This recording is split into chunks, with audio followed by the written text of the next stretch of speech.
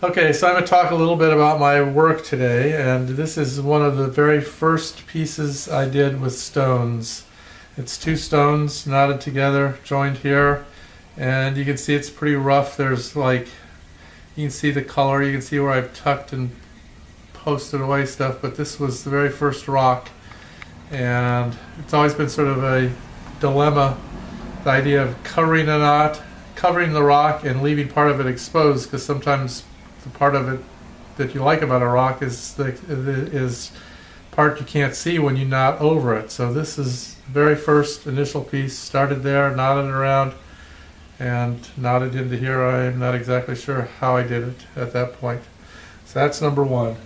Then we go to my stack of rocks. This is a stack of rocks that I started on this end, a nice tight little beginning knot, and knotted around and around and around, and then took some blue thread and knotted a interface to it and stacked another rock on and knotted around it and knotted around it, and it was just an attempt to stack 5 rocks. So it usually sits like that. Sometimes it moves on its own will and wants to fall flat, but it can be set like this. Most of my work does not really have a certain way it sits, and if you set it this way, it looks nice and white and blue. You set it this way, you get a nice little star that was hidden before.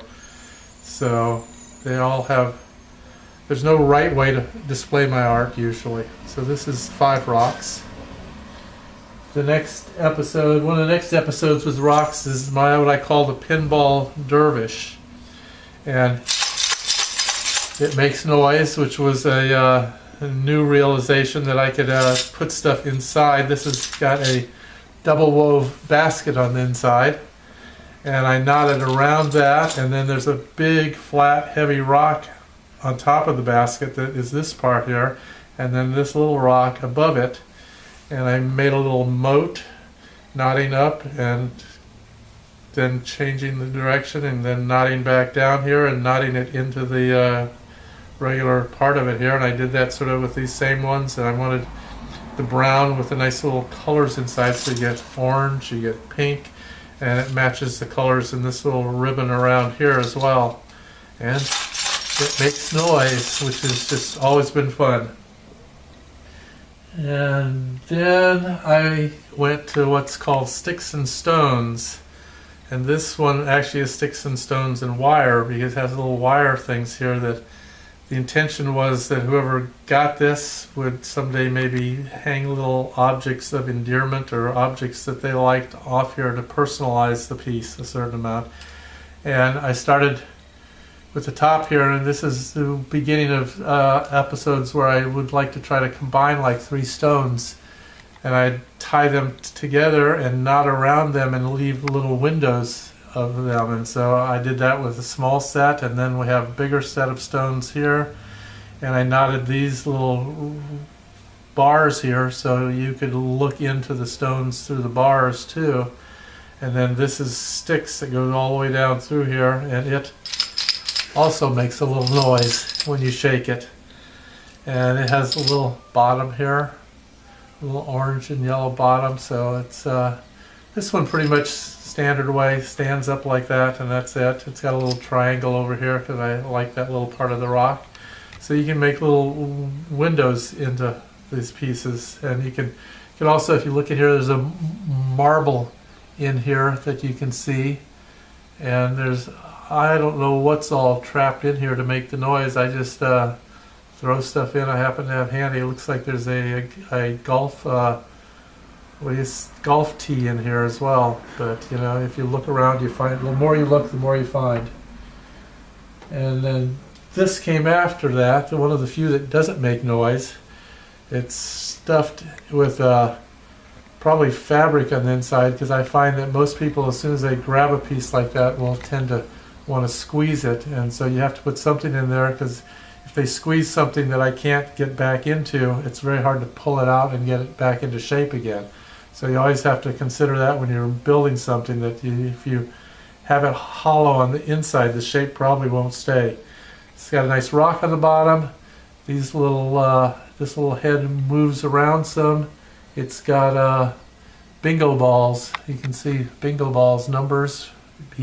BN40. It was G72. So it's just a bunch of bingo balls that have been attached into here. As I knot around, I leave strings out and build these knotted little balls around it. And there you can see a little bit of the rock underneath here. So I always tend to leave some little exposed parts of it. And then last one today is, this is called Lucky Tree. I don't think I did the name Lucky Tree. Bingo, you know, lucky, maybe you'll get lucky, who knows.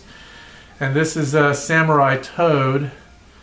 And this is this is like I think it was one of those alien creatures. You can see the hand still turns here a little bit on this part of it. And there's like the spines from the alien and some of the horns and stuff. And it's just part of the actual plastic creature that I started knotting around. There's a bigger base that's underneath all of this. And so I've knotted around here with the yellow and then brought out the orange here, and the orange is underneath here. And then there's like two layers here. There's a layer of yellow here, a layer of red here, and then there's another layer of green and orange that goes all the way around this. And it's just a strange little creature. It has fingernails for its little. These are not real fingernails. These are fake fingernails. So that maybe makes it a little less creepy. But it's my samurai sword. What can I say? I mean, samurai toad. And there's little details. It's very solid. And there's little details there, a little blue and pink. I always like to add some other little color into it, different from all the rest of it. So that's an adventure with Norman's work.